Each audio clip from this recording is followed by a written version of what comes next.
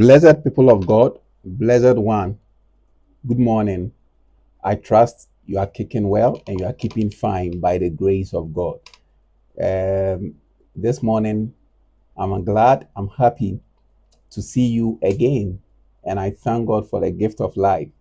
As I said last week, given the fact that I've been coming your way every day, every Monday with our daily bread, today we are going to do our daily health. As I said last week, that for the 4 Mondays in the month of April, we're going to talk about our health. For the Bible says that physical exercise profiteth a little. So, in as much as we are considering our health, our spiritual life, we also have to consider our physical life, which is our health.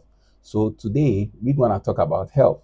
But if you are health oriented, or if you are somebody who is in the health sector, you know that the month of April is our month of creating awareness with respect to sexual assault. So, because of that, I'm going to talk about sexual assault. So, today our focus is going to be on sexual assault, or for the month of April, our focus is going to be on sexual assault. So, for sexual assault, is very broad, okay? And for the sake of time, we're going to paraphrase most of the things so that we will work within time.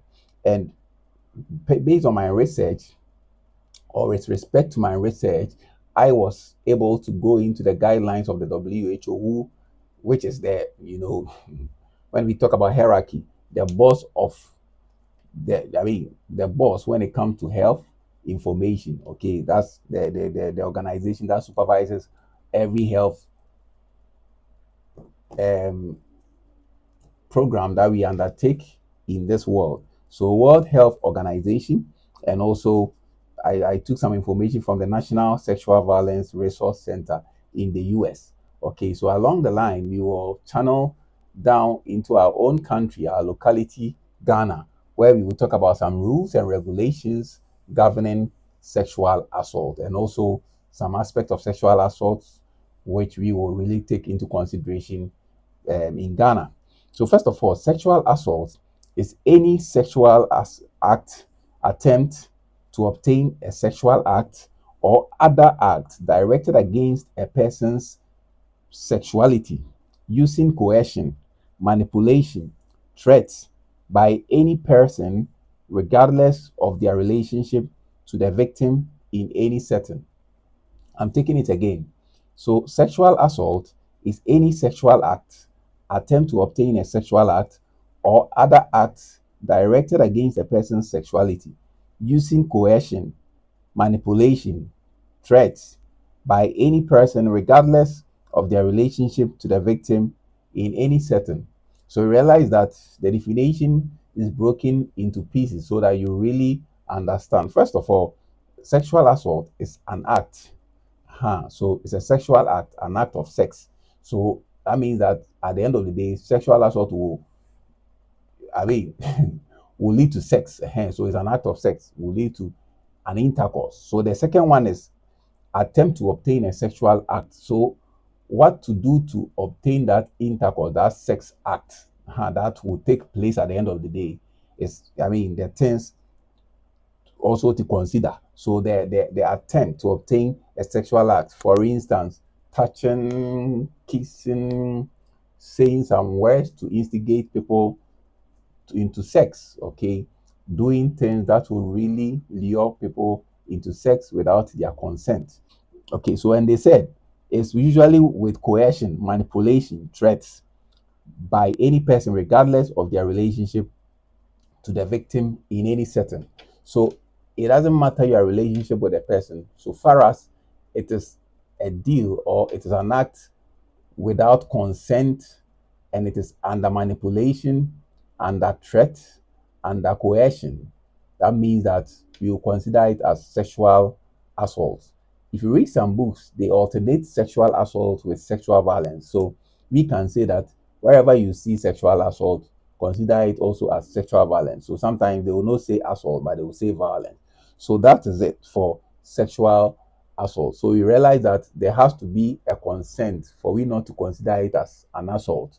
And even with a consent, with respect to some countries, there should be an age restriction Okay, so in Ghana, when it comes to consent for sex, you cannot take a consent from somebody who is below 16 years. If you take a consent from somebody who is below 16 years and you have sex with that person, it's considered as defilement in Ghana. Okay, so even though consent is needed, but you should also, I mean, always consider the person you are taking the consent from. So basically, this is the definition for sexual assault. But when you come down, we have forms of sexual assault. One of the forms commonly we know is rape, okay, where you force yourself on the person. You will force yourself, like you push yourself on the person to have sex with the person. Another one is the incest. Incest is, I would say, familiar sex. Sex involve family members. Okay, that is incest. Another one is child assault. So we talked about the defilement. Another one is unwanted sexual contact or touching. So we've talked about that one too. You'll be touching people's bottles. You'll be the lady sometimes they will intentionally touch people's, the man's their penis and all that, trying to lure them into sex. Another one is um watching someone engage in a private act without their knowledge or permission. Somebody is bathing, and suddenly you go and look. I mean, you stay somewhere, stand somewhere. You'll be looking into the bathroom to see the nakedness of the person. It's considered as sexual assault. Another one is, I remember when I was in school, I attended a miss school, so senior high. It was a story building. So usually when we go for break, our class was on the top of the, I think, the first floor.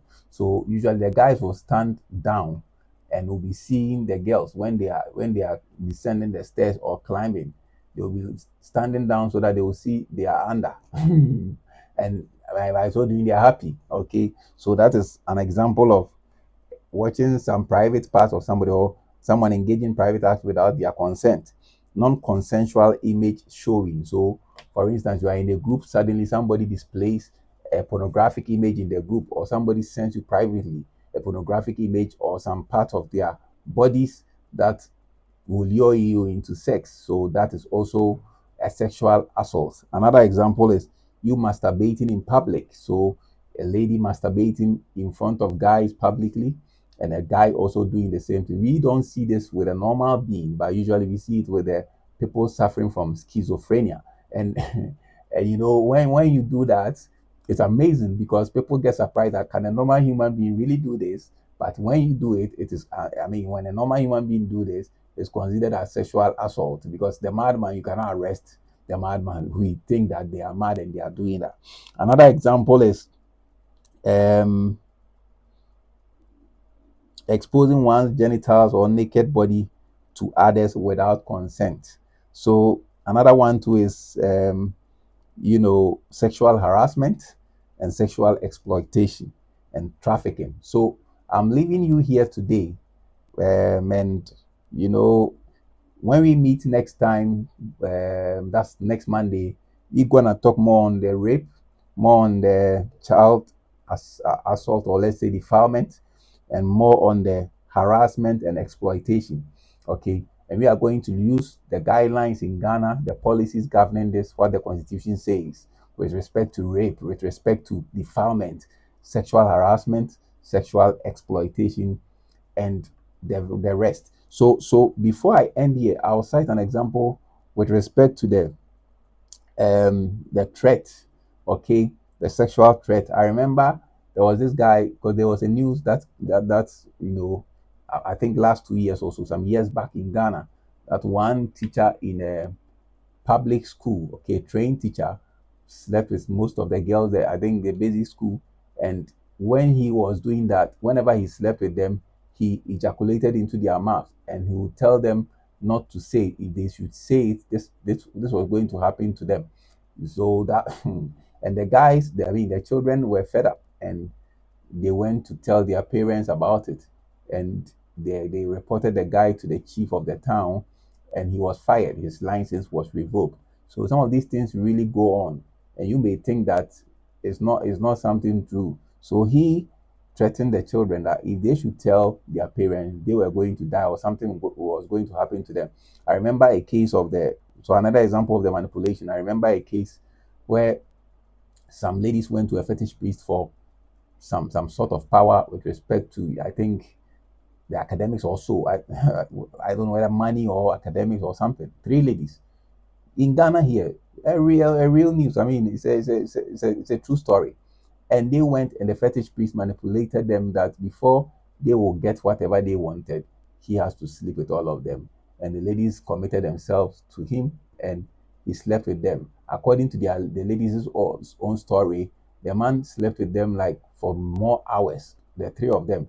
And when they left there, the man called them that if they don't come for him to sleep with them again, that thing will not go on well and they will go mad. So this one involves the threat and manipulation. First of all, he manipulated them and now he's threatening them for them to come back. Otherwise, they were going to go mad. Let me leave you here. I believe you are blessed with respect to the few things we've shared. God willing, on Monday, we will continue and we will delve deeper. God bless you for your time. Let me pray for you. Father, I pray and I thank you for the lives of your people. I pray that, oh God, you bless them than ever before. I pray that whatever they are expecting, let it be their portion. Heal all who are sick from the crown of their heads to the soles of their feet. Let them have a blessed week. I pray and I thank you for an answered prayer, Lord. In Jesus' name, amen.